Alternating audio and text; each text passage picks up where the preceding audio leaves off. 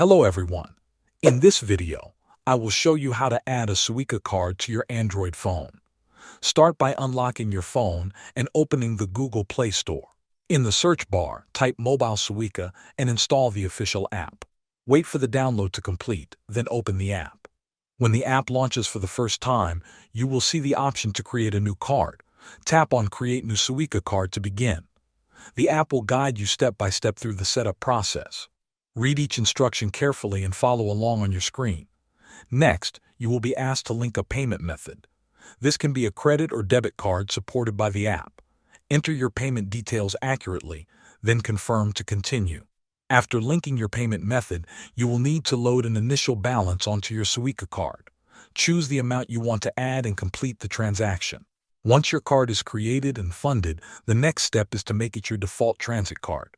Go to your phone settings, find the NFC or contactless payment section, and select Suica as your default option. This allows your phone to work seamlessly at ticket gates and payment terminals. Now your Suica card is ready to use. Thanks for watching.